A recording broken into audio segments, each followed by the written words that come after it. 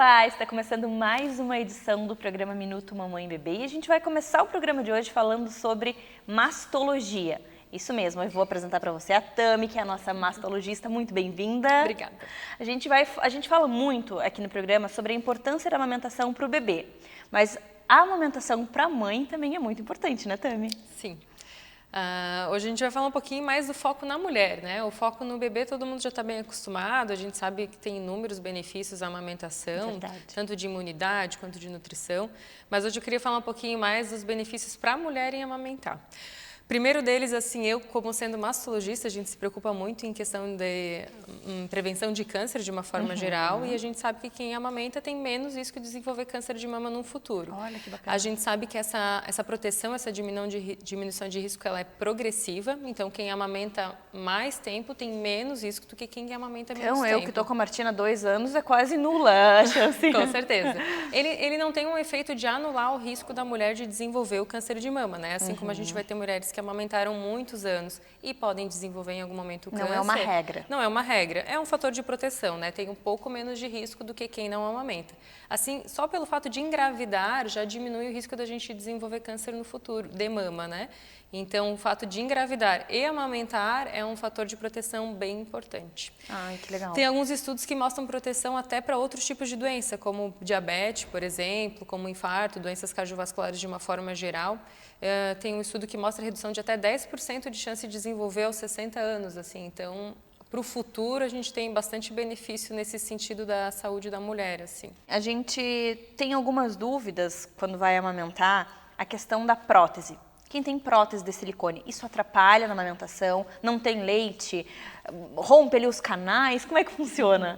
Essa pergunta ela é bem frequente, inclusive, nos consultórios, né? Bastante gente que nunca fez cirurgia vai na consulta perguntando se pode fazer cirurgia, se ela vai poder amamentar depois, se vai ter alguma dificuldade ou não. Basicamente, a gente tem 2 tipos de cirurgia plásticas na mama que são com frequência realizadas. Assim. Acho que a mais comum é a prótese de mama, né? E nessa cirurgia especificamente, como a gente só está colocando uma prótese na mama, a gente não chega a interferir na anatomia da mama. A anatomia acaba ficando preservada, então a paciente que tem uma prótese de mama geralmente não tem nenhuma dificuldade de amamentar. As pacientes que fazem a mamoplastia, que é aquela cirurgia que a gente acaba tirando um excesso de pele ou de tecido mamário, como essa cirurgia ela faz uma cicatriz em volta de toda a auréola, a gente chama de cicatriz periareolar, elas podem acabar tendo alguma dificuldade de amamentação. Também não é uma regra, tem pacientes com a mamoplastia que conseguem amamentar naturalmente, mas tem algumas pacientes que podem ter um pouco mais de dificuldade. O principal fator assim que a gente se baseia é a preservação do sistema ductal, né? A gente tem os caninhos na mama, que são os ductos mamários, que eles fazem a progressão do leite, né? Ajudam a levar leite para o mamilo. Então, se a gente consegue preservar esse sistema na cirurgia, geralmente essa paciente consegue amamentar naturalmente. Se por algum momento na cirurgia a gente acaba chegando muito perto dos ductos mamários, a gente pode ter alguma dificuldade no futuro pela quebra da anatomia, de uma forma de se dizer assim. Seria ideal deixar para colocar a prótese depois da amamentação? O que tu acredita? Não necessariamente. Eu acho que vai muito da vontade da mulher, né? Eu sempre quis ter prótese, sempre quis aumentar. Não sei nem se eu vou ter filho. Às vezes essa decisão ela acaba sendo mais cedo, né? Então, não vejo nenhuma contraindicação do ponto de vista de amamentação futura colocar ou não uma prótese. A mamoplastia, a gente sim tem que repensar, porque a gente sabe que é uma cirurgia um pouco maior e que às vezes pode acontecer também a gente fazer a mamoplastia, acabar engravidando depois e precisar de uma nova mamoplastia, por exemplo, né?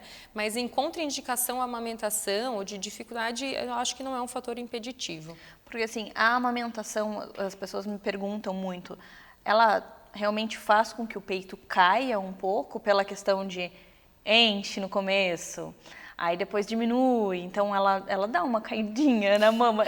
Sim. Não diz que não, porque eu tô vivendo isso e eu já senti. Sim, na verdade sim. Mas o que a gente tem que pensar? A nossa mama, anatomicamente, ela é formada de tecido mamário, que é a glândula mamária, que é o parênquima, que é o durinho na mama, digamos assim, e gordura. Todas as mamas têm as duas coisas. Quando a gente vai amamentar, a nossa mama ela incha, né? A gente cria bastante leite, então nossa glândula mamária está inchada. A nossa pele ela tem que crescer para acomodar a nossa mama. E quando a gente reduz depois de tu parar de amamentar, essa pele ela não reduz junto, essa pele foi criada. Então a sensação que a gente tem pacientes que às vezes, a minha mama ficou maior depois de amamentar. E não necessariamente, porque a glândula mamária ela regrediu ao normal, mas a pele ficou. Então dá a sensação da mama ser maior do que ela era. É o mesmo efeito do que acontece quando a pessoa engorda e emagrece. Entendi. Ou, por exemplo, quem faz a cirurgia bariátrica, porque a mama cresceu para acomodar o excesso de gordura, na hora que a gente emagrece, aquela pele não volta mais. Então, realmente, ela fica mais caidinha, mas é pela pele em si.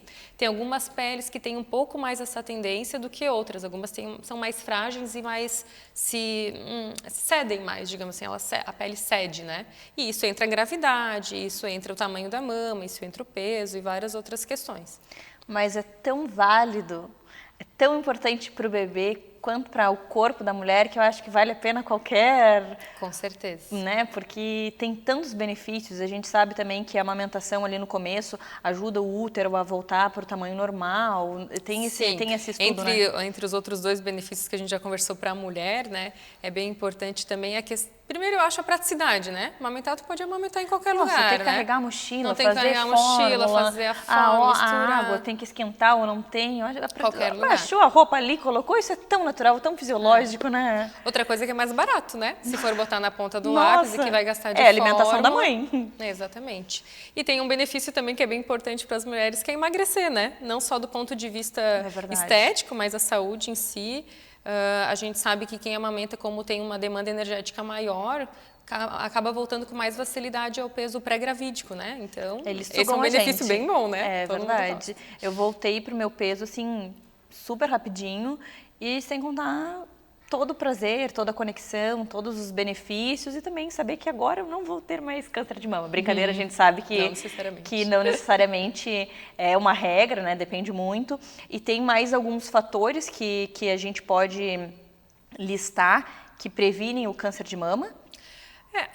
A amamentação em si, né, a gravidez em si, mas a gente tem vários outros fatores que a gente se preocupa, como o excesso de peso, ele é um fator que quem está no peso adequado tem um pouquinho menos de risco de desenvolver do que quem está acima do peso.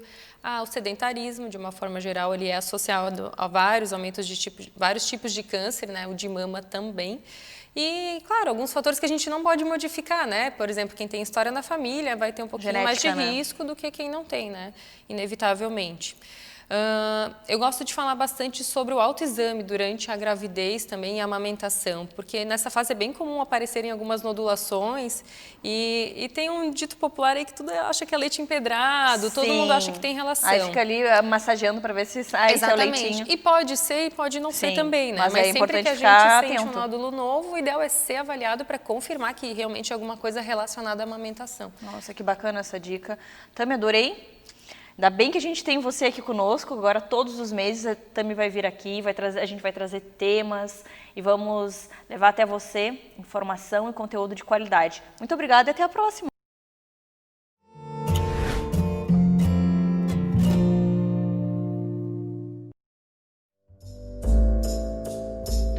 A loja Divino Bebê tem fabricação própria. São mais de 10 anos de experiência no mercado de enxoval para bebês.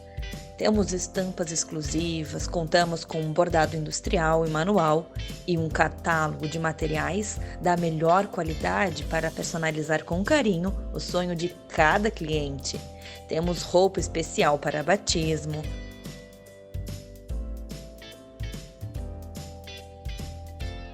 vestuário,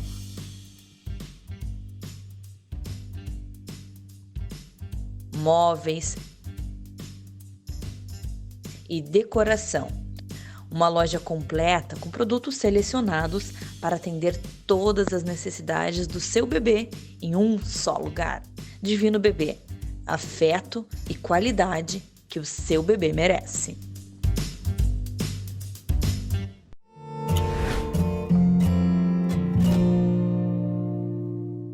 Agora a gente vai falar sobre um assunto que mexe muito comigo lá na minha infância.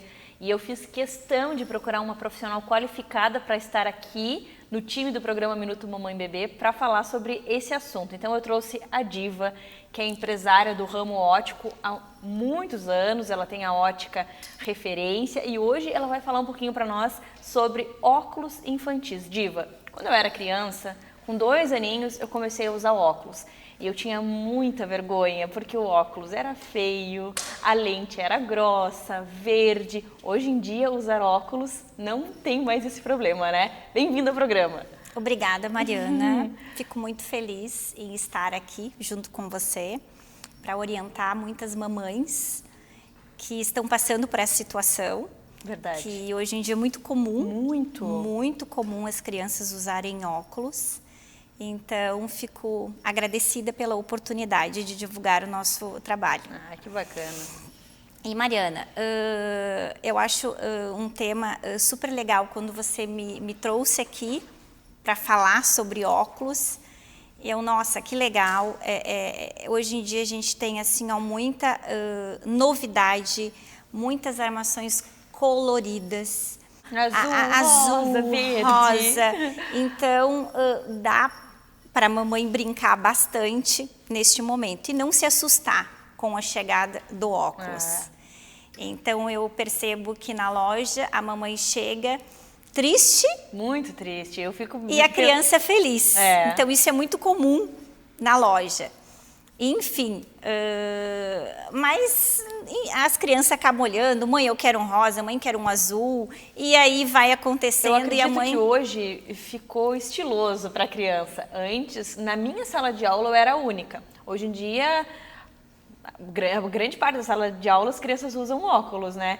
E ter essas opções, antigamente não tinha, era o óculos normal. Agora, eles são de plástico, eles são diferentes, estilosos, coloridos, dá para a criança ter mais de um. Então, assim, óbvio que quando a mãe recebe o diagnóstico, o teu filho tem problema de visão, ele vai precisar usar óculos, dá aquela, né, aquele sentimento, assim. Aquele frio na barriga, porque... ai, meu filho vai começar a usar óculos. Sim, e fica com medo que a criança não vai gostar, mas a criançada adora, né?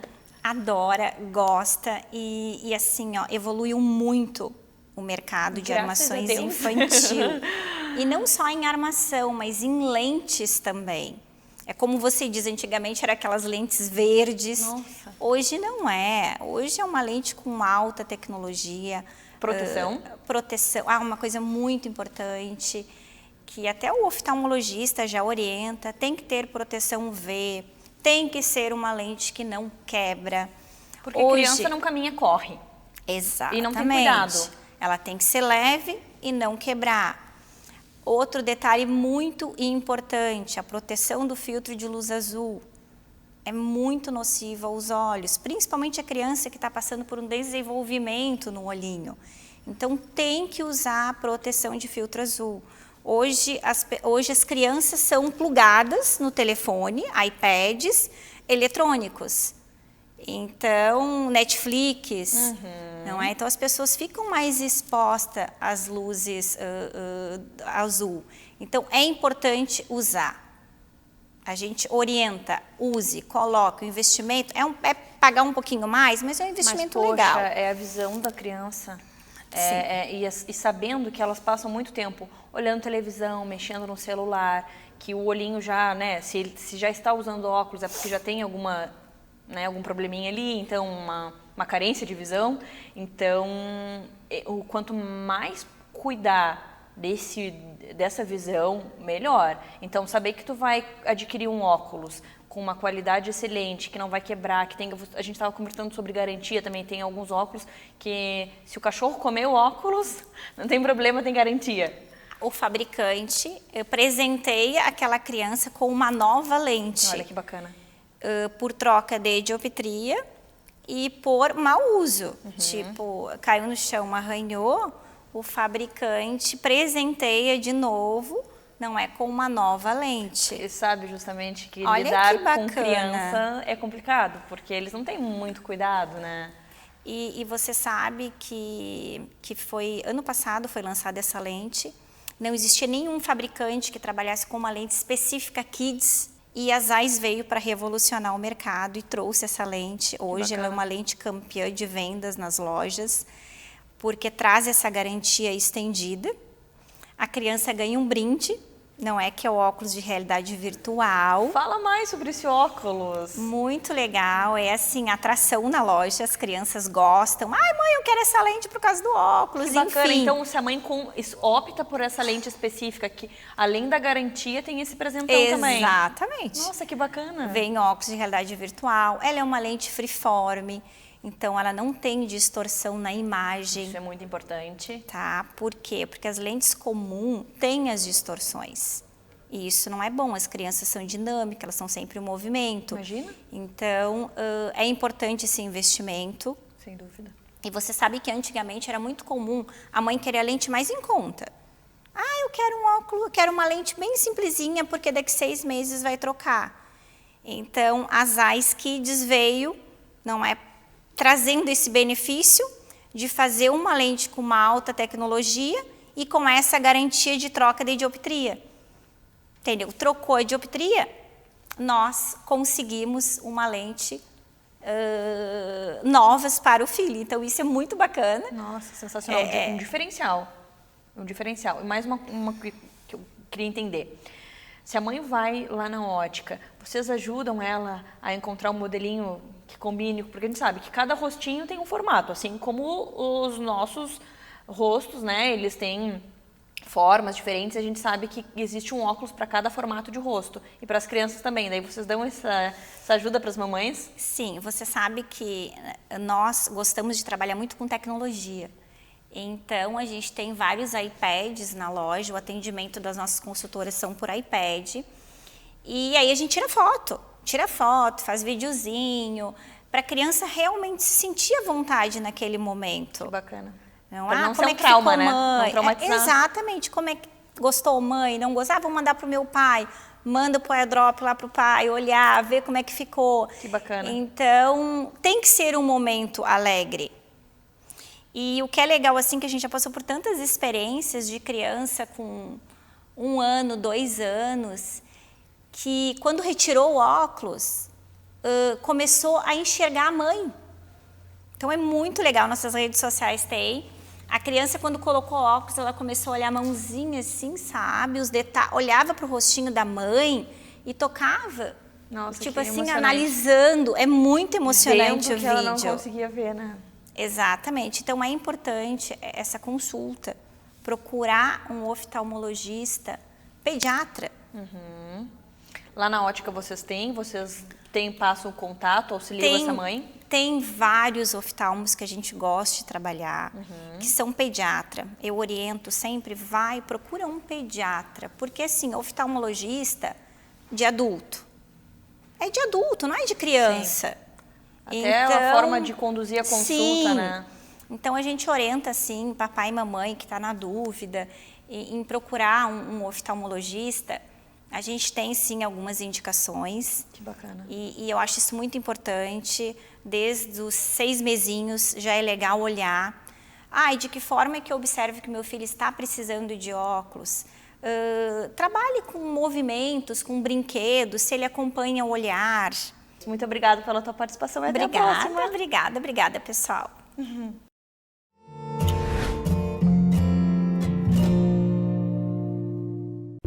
Quando uma mulher procura um consultório médico, o que ela mais deseja? Segurança, conforto e informação. E hoje você vai entender por que o atendimento da Urogine é diferenciado.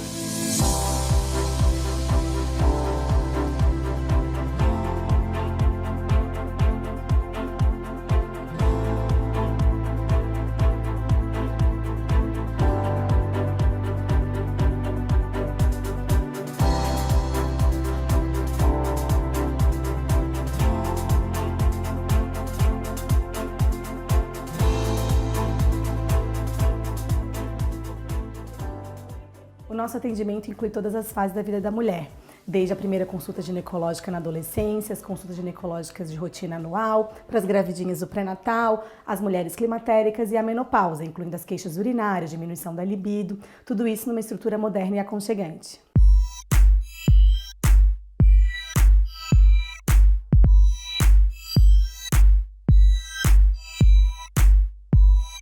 Aqui o atendimento é personalizado e humanizado.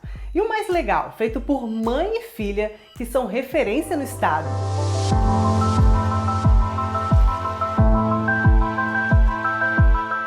A minha paixão pela ginecologia e obstetrícia tem 30 anos.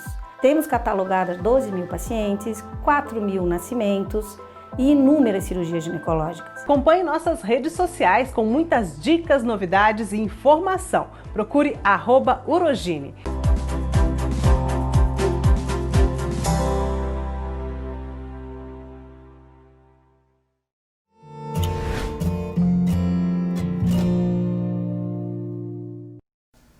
Um dos assuntos mais procurados e estudados pelas mamães é o sono do bebê.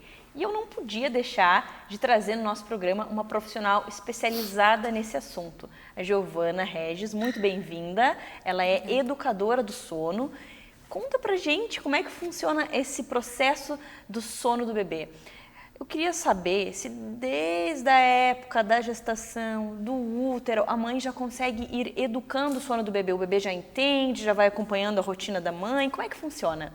Oi, Mari, obrigada, pela oportunidade de falar de um tema que é tão importante aí no universo das mães e bebês, sim, o bebê, o feto, ele já dorme no útero, Na verdade, o nosso estado natural é dormindo, a gente inicia a vida dormindo. Olha só. Então, entre 20 e 28 semanas, a gente já consegue identificar padrões de sono do feto. Então, ele já passa por sono leve, sono profundo, os precursores do sono REM, do sono não REM, e uma fase de sono indeterminado. Então, é muito importante o sono para o feto já, porque ele está desenvolvendo, o sono ele participa do desenvolvimento neurológico do bebê.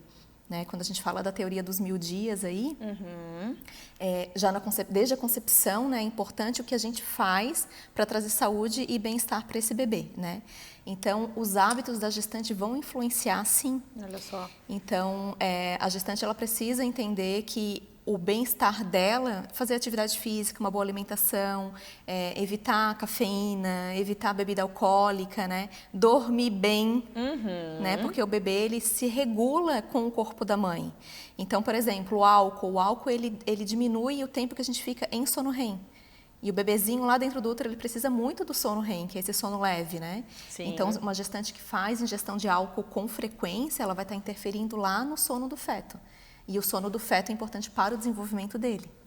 Então, esse é um dos pontos, que a gestante precisa cuidar do seu sono, porque depois que o bebezinho, logo que ele nascer, ele também vai se regular com o sono da mãe. Claro. Então, se ela já cuidar desses hábitos na gestação, isso vai se tornar um pouco mais fácil no puerpério, Que o puerpério é uma fase muito turbulenta, É verdade. E daí as mães reclamam da questão, porque eu não durmo mais, porque eu sou um zumbi. Isso. Mas também se ela já pudesse ter educado a rotina dela durante a gestação, a da família, do pai, não, vamos criar um hábito, cuidar desse momento que é dormir, Acho que facilitaria. Facilita muito, A gente, na saúde integrativa, nós chamamos de honrar a noite.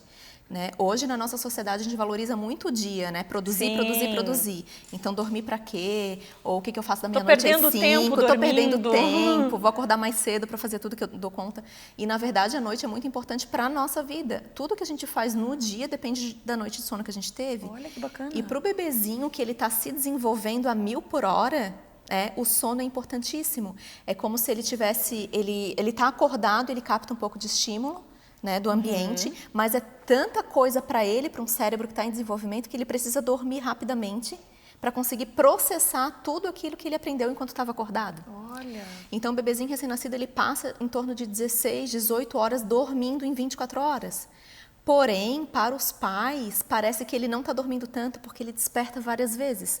Isso é fisiológico do bebê. Então, é importante que a gestante saiba que recém-nascido desperta várias vezes. O sono dele é totalmente fragmentado.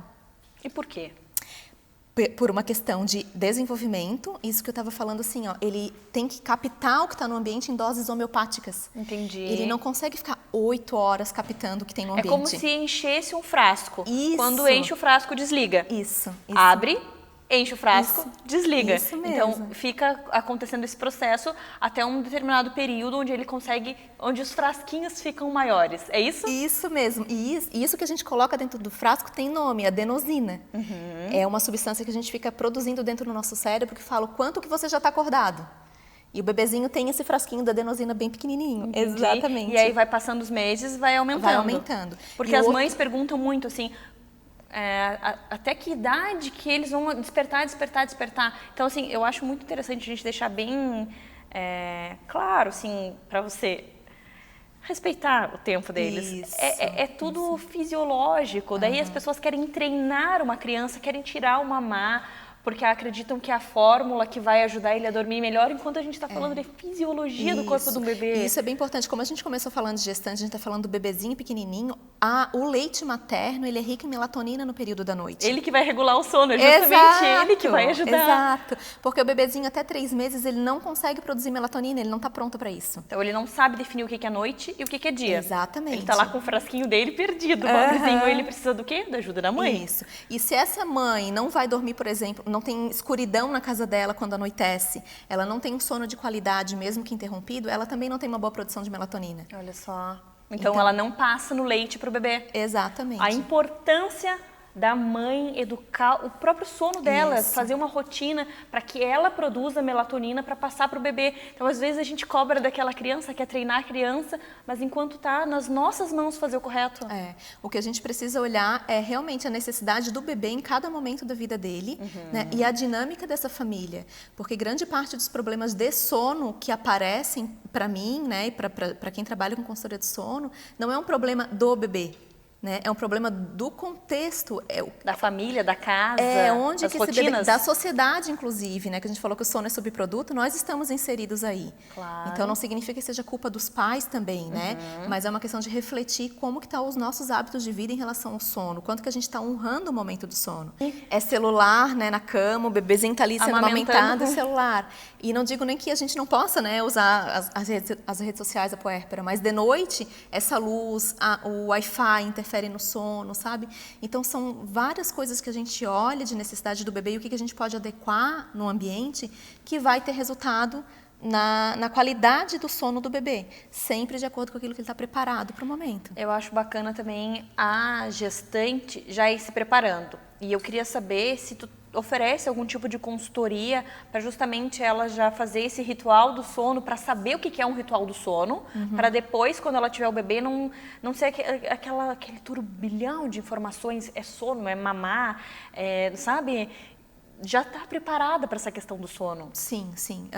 Eu ofereço a consultoria, a educação do sono, né? Educação parental do sono, para a gestante, sim. Como uma forma, isso que você está falando, né? De prepará-la, de mostrar o que é esperado de um bebê. Porque muitas mulheres e famílias se frustram porque chega lá e o bebê não dorme. Como assim o bebê não dorme? E quando você já sabe o que é esperado, que ele vai despertar, você precisa estar preparada. Já está preparada, né? Isso dá uma acalmada, sabe? Frustra menos. Não é que não vai precisar de ajuda novamente lá. Eu atendo bebês pequenininhos também, né? Com educação. Mas isso já te amplia um pouquinho, já baixa um pouco essa ansiedade. Porque uma mãe ansiosa também interfere no sono de um bebezinho. Não é verdade. Ele corregula com o nosso corpo, né? Nossa, adorei todas as tuas informações.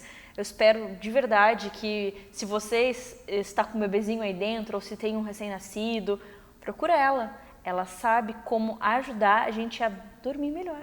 Uma coisa tão natural, que deveria ser tão gostoso e que acaba trazendo problemas. Então, se você tem problema com esse assunto, Giovana é a nossa educadora do sono e vai ajudar você. Obrigada, querida, por todas as informações, eu adorei. Obrigada, Mari. Até a próxima. Até a próxima.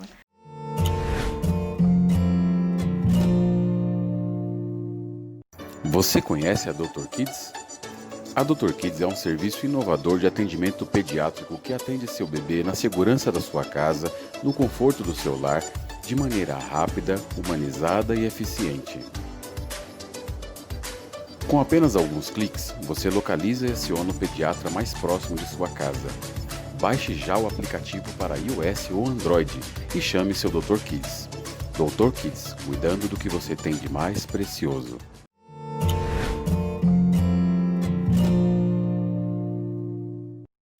Agora a gente vai falar sobre aluguel de brinquedos e de fantasias. Poxa, que bacana essa ideia de vocês. Eu penso assim, ó, que as mães ganharam na Mega Sena com essa ideia, porque a gente sabe que comprar um brinquedo hoje em dia é muito caro e vocês trabalham com brinquedos caríssimos. Mas, bom, vamos apresentar vocês. Carol, Victória, muito bem-vindas. Queria que vocês contassem um pouquinho para nós sobre essa ideia de vocês de criar a Baby Boom. Que loja fantástica é essa? Então, Mariana, em primeiro lugar, muito obrigada pelo convite, né?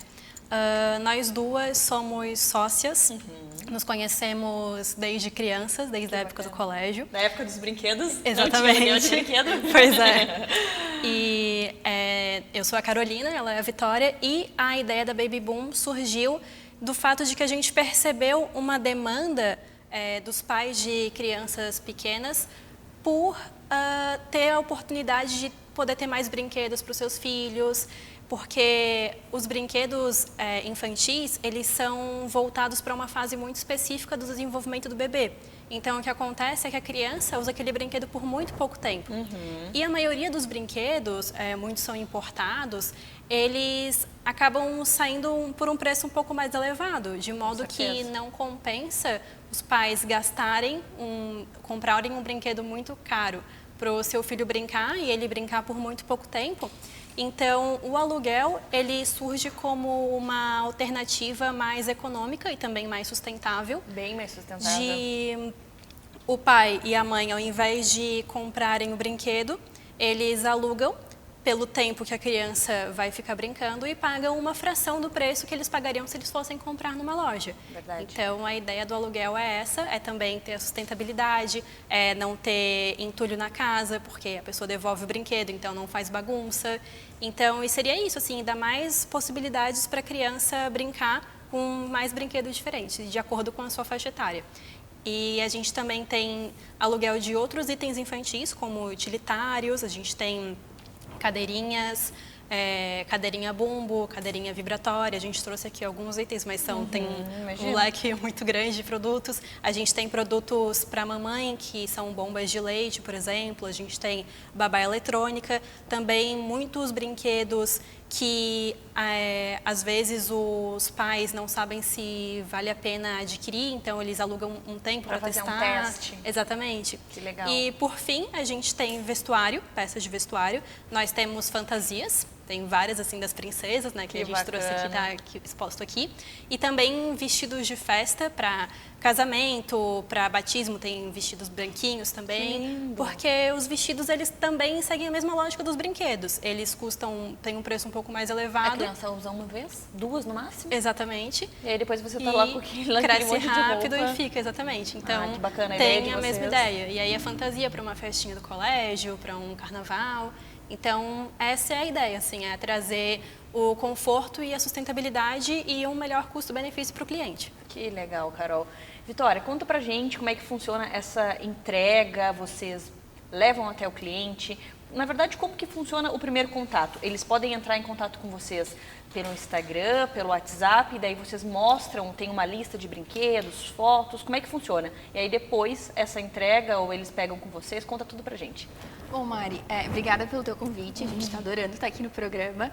Bacana. E a nossa entrega é realmente nós que fazemos, nós entregamos os produtos e também nós retiramos no local combinado com o cliente, às vezes em casa, no trabalho, às vezes na casa da vovó. A gente entrega Florianópolis, Ilha, quase todos os bairros, e na Grande Florianópolis, São José. Às vezes Palhoça a gente também entrega, mas atendemos Florianópolis e a região. O primeiro contato geralmente começa pelo Instagram, pelo WhatsApp, que a gente tem o número ali cadastrado. E por ali a gente vai combinando, mas nós temos um site onde tem todos os nossos produtos, as fotos, a descrição, para que faixa etária, para que tamanho, isso é muito das importante. Roupinhas. Exatamente. Porque assim, às vezes a gente não sabe para que idade aquele brinquedo, então ali já está tudo escrito direitinho para auxiliar a mãe. Meu filho está com 2 anos, está com 1 ano. 3 anos, o que eu vou entreter ele? Sim. Aí ali tem tudo certinho e vocês também já dão, por essa experiência, por já estarem nesse ramo, já dão uma assessoria, uma ajuda para essa mãe. Olha, é bacana para a idade de vocês, também pergunta como é que a criança se é mais calminha, se é mais agitada, então vocês já fazem todo esse processo já com o cliente. E no nosso site também a gente tem um calendário de reservas. Então, por exemplo, vou receber o meu afilhado, queria alugar um brinquedinho para ele brincar na minha casa, para que não tivesse que trazer tudo. Às vezes alugar um utilitário, uma banheira, um bebê conforto, para que a família não precise trazer tudo. Então ali a gente tem um calendário de reservas. O meu afilhado vem passar o Natal comigo. Eu olho ali no site, vejo se está em verdinho, se está em vermelhinho, vejo se eu posso locar. E às vezes, um brinquedo muito concorrido, a gente tem alguns brinquedos que estão sendo bastante disputados. Sério? Então ali agora nessa pandemia que as crianças estão trancadas dentro de casa, o que a gente faz? Aluga brinquedo. Exatamente.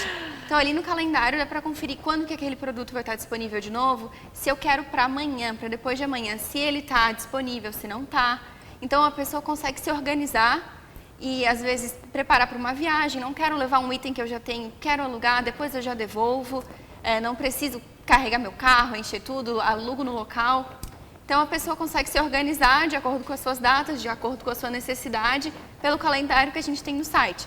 Mas também a gente está sempre disponível pelo contato direto, pelo WhatsApp, pelo direct do Instagram, a gente ali sempre responde tudo para prestar toda a assistência aos clientes. Que bacana. E acredito que agora nessa questão da pandemia, muitas pessoas devem ficar receosas. A higienização, como é que vocês fazem nesse processo para passar tranquilidade para os pais? A gente entende que isso é uma questão bem delicada, né, e bem importante a gente entregar todos os brinquedos higienizados. A gente tem um protocolo bem rígido, assim, de higienização dos brinquedos. Então, a gente higieniza eles por 2 etapas. Primeiro, a gente usa álcool 70%. E depois a gente usa um produto que é específico para higienização de itens infantis. Então, ele é adequado para criança, não deixa cheiro, não é totalmente atóxico, não tem nenhum risco assim para a saúde. E além disso, entre um período de aluguel e outro, a gente se reserva um período de 3 dias para poder fazer essa higienização e para entregar para a próxima família, né? Então, e esse tempo também a gente está sempre higienizando.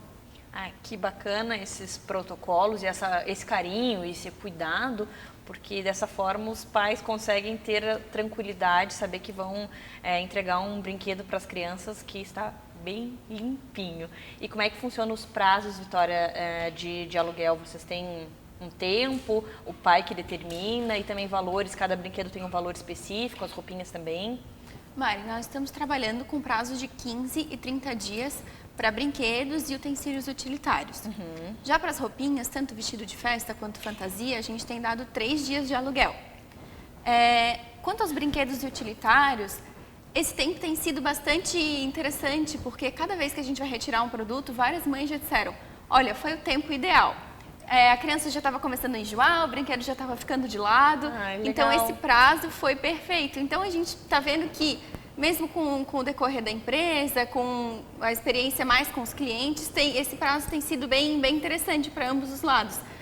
Dá bastante tempo para a criança brincar, explorar todas as vertentes do produto, usar bastante. E no final, na hora que a gente já está buscando, já começou a ficar de lado como os outros brinquedos que ele já tem em casa. Nossa, que legal. Então esse período assim, tem sido bem interessante e tanto para quem precisa de uma utilidade, já dá tempo para ver se teve uma boa experiência, se quer continuar, se quer renovar, ou se realmente não se adaptou à rotina da família.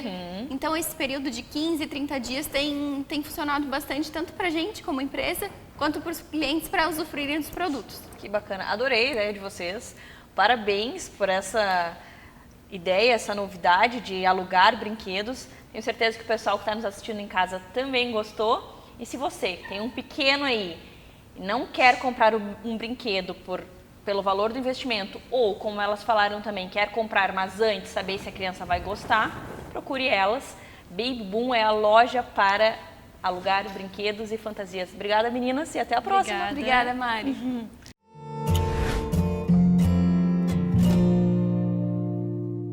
Are you ready?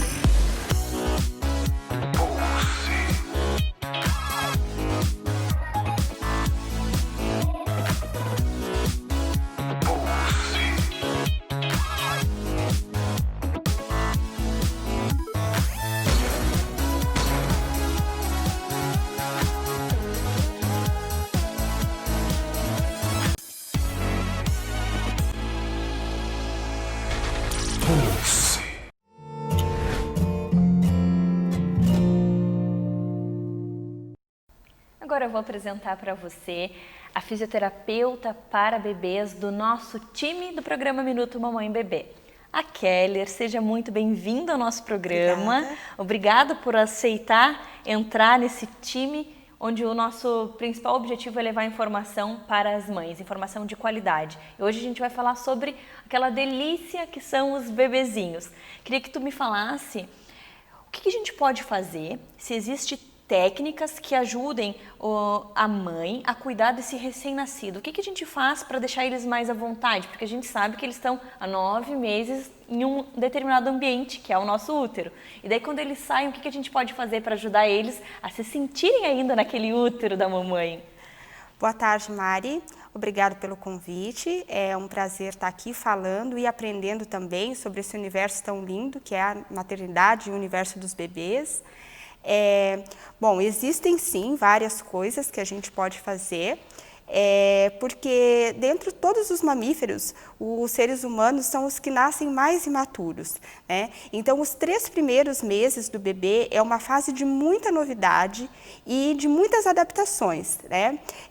O bebê permanece, como você falou, por 9 meses lá dentro do útero, onde ele tem todas as suas necessidades atendidas. E não de precisa repente, chorar, não precisa se comunicar. Não precisa comer. O corpo é muito sábio, né? E ele vai respondendo tudo que o bebê precisa. Ele se alimenta, ele recebe todas as suas necessidades. E quando ele sai, né, ele se depara com todo esse mundo aqui fora, com luzes, ruídos, o toque, a necessidade de se alimentar, de se movimentar, né, que ele não tem mais os seus movimentos restritos.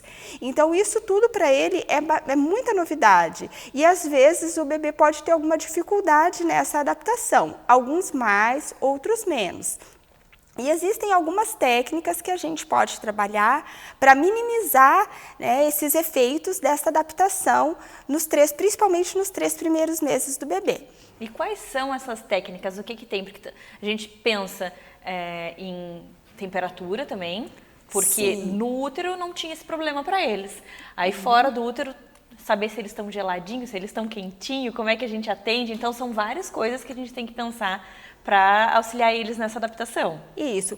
O banho de ofurô é bastante utilizado, né? O banho de balde também, com aguinha morna, pode ser colocado algumas gotinhas de óleo essencial ou uma ervazinha relaxante, um chazinho de camomila, algumas gotinhas de óleo essencial de lavanda.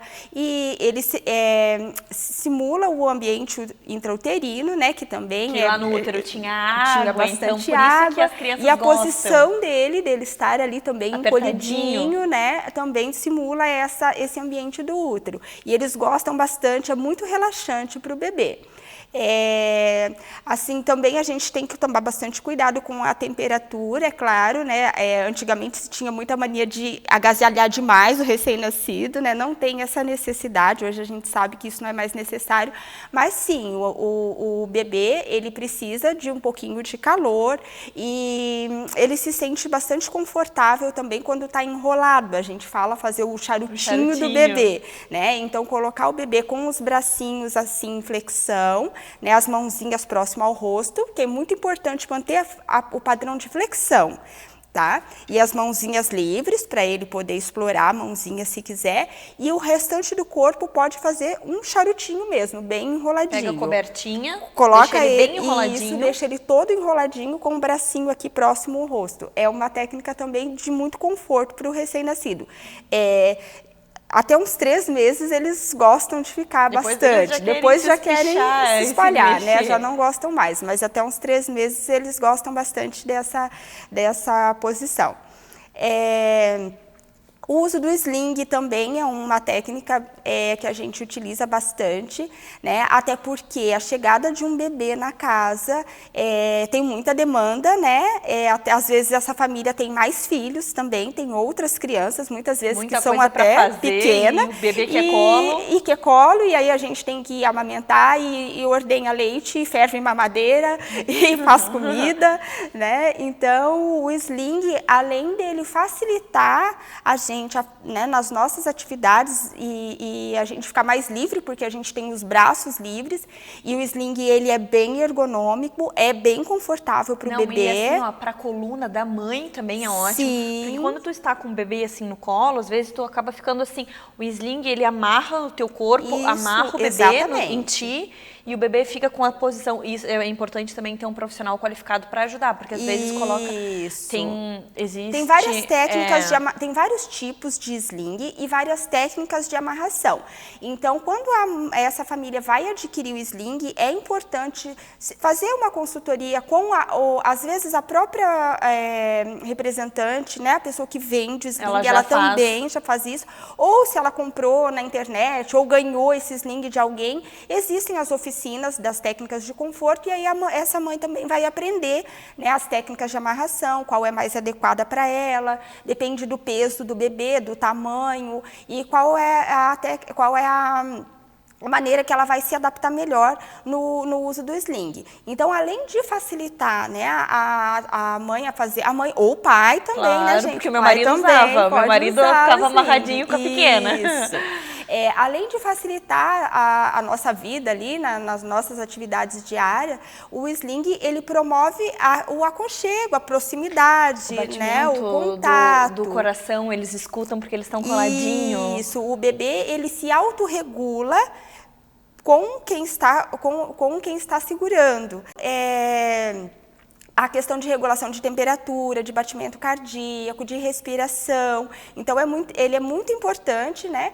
E quando for possível, o contato pele a pele com o bebê também é muito importante. A gente chama de método canguru. Pode ser feito ali no sling mesmo, e pode ser feito no momento que a mãe ou o pai puder sentar e colocar esse bebê pele a pele, ou seja, tirar, né, a roupa naquele local e tirar a roupinha do bebê, a parte de cima, pode colocar um cobertorzinho para o bebê não pegar friagem, mas manter o contato da pele da mãe com o bebê também traz muitos benefícios ali para o recém-nascido, o método canguru, né? É um método que a gente usa na UTI neonatal, nas maternidades, porque as mães não podem, muitas vezes, permanecer junto com o seu bebê. Aquele momento é tão incrível, né?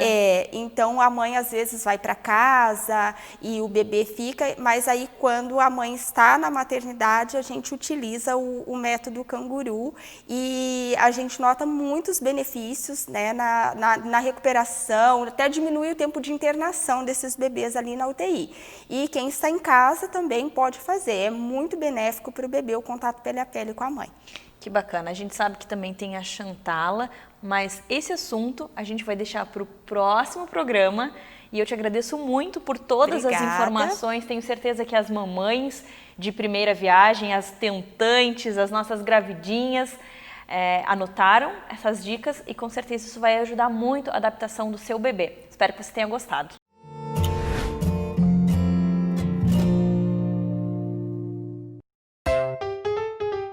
Vamos falar um pouquinho sobre a consulta pediátrica no pré-natal. O recomendado é que toda gestante passe por uma consulta com pediatra por volta de 32 semanas de vida. Essa consulta é importante para o pediatra conhecer essa família e esse bebê que está a caminho, e também para a família ter esse primeiro contato com o profissional que vai acompanhar eles. A família pode tirar dúvidas, o pediatra vai passar algumas orientações importantes sobre esses primeiros dias de vida, uma vez que a primeira consulta com o bebê vai ser de 7 a 10 dias de vida. Quando esse vínculo já está formado antes, todo mundo sai ganhando.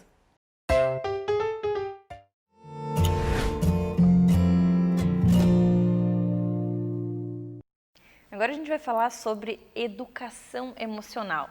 Quem está aqui conosco é a Vivi Machado, seja muito bem-vinda. Queria falar um pouquinho sobre esse trabalho que você faz com as crianças, sobre esse despertar das emoções, como é que funciona? O trabalho que eu desenvolvo é através de oficinas, com crianças de 4 a 6 anos e de 7 a 11 anos. Nessas oficinas, a gente trabalha de forma lúdica com o personagem e as músicas e os dedoges e todas as ferramentas, o despertar das emoções. A gente começa pelas emoções básicas, que é o amor, alegria, tristeza, raiva, medo e nojo. Que bacana. E através de brincadeiras, histórias, músicas, como você falou, você vai mostrando para as crianças o significado de cada um desses sentimentos e eles vão entendendo e vão aprendendo a lidar com esses sentimentos que eles também sentem ou vão sentir. Exatamente, é uma conscientização, né? E é um trabalho lúdico, porque eu tenho o personagem Bendito, que é o cachorrinho, e aí eu tenho algumas ferramentas, que é o livro, que é o álbum musical do Bendito, que as crianças dançam. Que legal.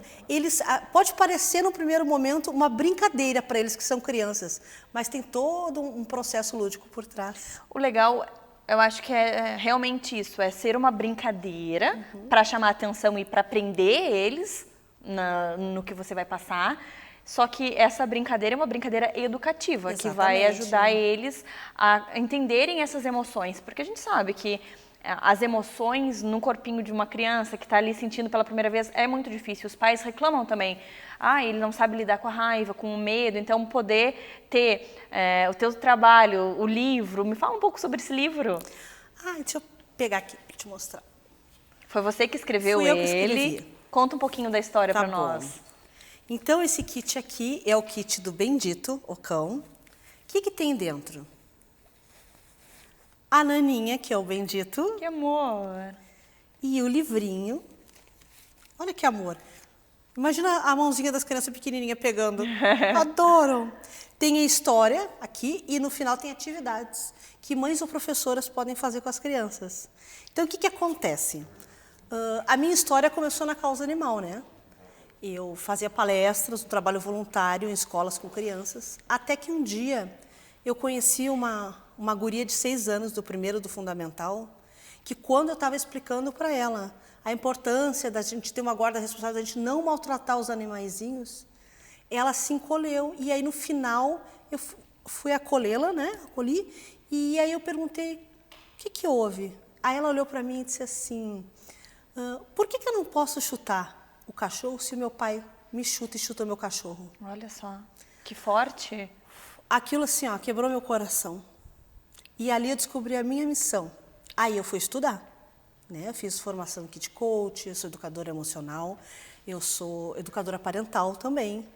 E dessa vivência, eu já tinha o personagem dessa causa animal, que é o Bendito, e aí eu transformei a caminhada dele. Então, o que acontece? A gente une o útil ao agradável aqui. A gente conta a história do cãozinho que foi abandonado nas ruas e, ao mesmo tempo, cria uma empatia com as crianças, porque eles adoram o personagem, né? Sim, cachorrinho, quem é criança ama o animal. E aí eles conseguem compreender, ver as emoções através da vivência do cachorrinho. Que bacana.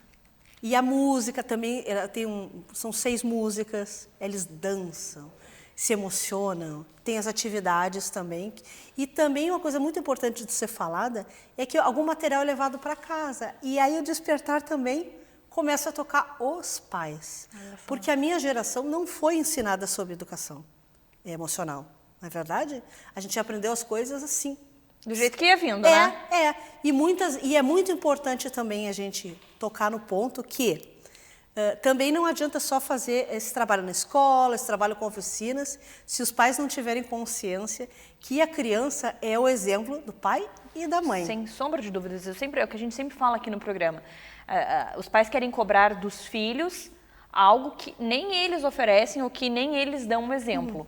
Então, assim, o livro serve para as crianças, mas também para os pais lerem, entenderem e se inspirarem na forma como eles querem agir em relação às emoções deles. Eu não quero que meu filho bata, mas eu bato nele. Eu não quero que ele grita, mas quando eu vou chamar a atenção, eu grito. Ou então assim, tem um problema no colégio, né? E aí o pai e a mãe vão lá no colégio. E aí eles ficam se questionando, mas por que será que esse guri fez isso? Mas no dia, para levar o guri no colégio, o pai gritou no trânsito. Com certeza. O pai xingou quem estava passando. E aí a criança está ali olhando, e vira um hábito que eles não fazem por mal, eles nem percebem. Lógico. Então, por isso que o nome desse programa é Despertar das Emoções. Porque é tanto para a criança quanto para o adulto.